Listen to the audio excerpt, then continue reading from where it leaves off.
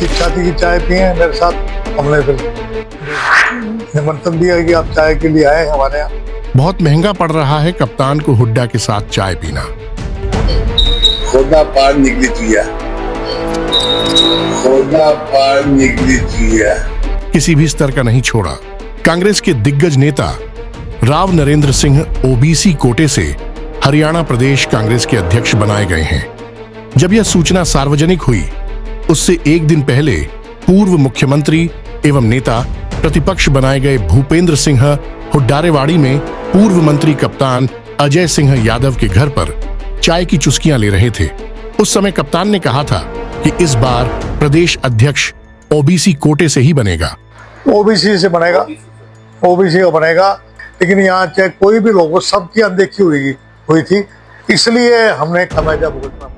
कप्तान इस भरोसे में थे कि यह ताजपोशी उनके बेटे चिरंजीव राव के नाम पर होगी।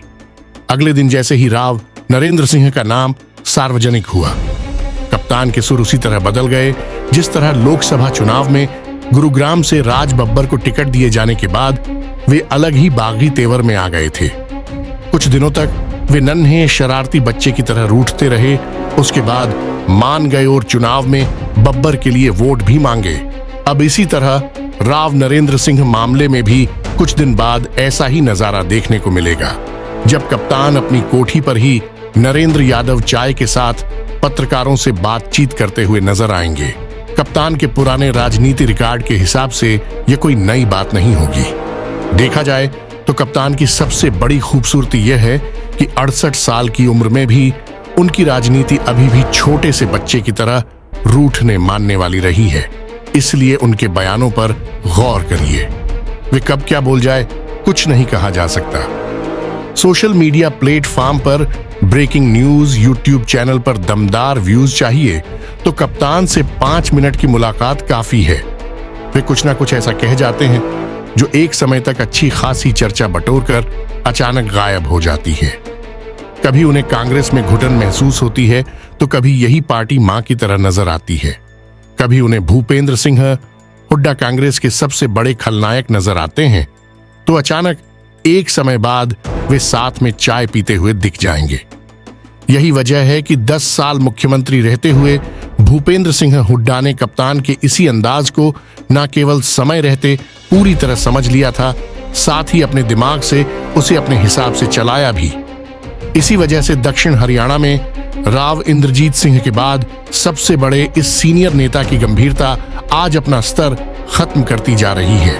एक दौर ऐसा भी आया था जब कांग्रेस हाईकमान भूपेंद्र सिंह हुड्डा को हटाकर कप्तान को सीएम बनाने के अपने फैसले के करीब पहुंच गई थी।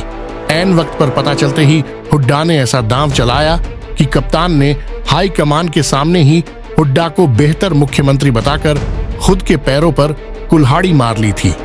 कप्तान इसका जिक्र हुड्डा पर हमला करते समय कई बार कर चुके हैं। जहां तक प्रदेश अध्यक्ष बनने की बात है, कप्तान कांग्रेस में ओबीसी विभाग के राष्ट्रीय संयोजक के तौर पर अपनी सेवाएं दे चुके हैं। अगर वे इतने असरदार होते तो उन्हें इस पद से अचानक नहीं हटाया जाता।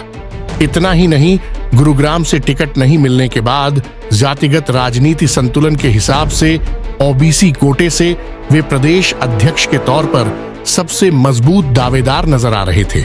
उनके बेटे चिरंजीव राव का इस पद की दावेदारी में नाम आना किसी भी लिहाज से इसलिए तर्कसंगत नहीं था कि उम्र व अनुभव के तौर पर कांग्रेस के पास अनेक नेताओं की भरमार है, जिसके चलते हुड्डा की सिफारिश पर राव नरेंद्र सिंह के नाम पर मोहर लग गई।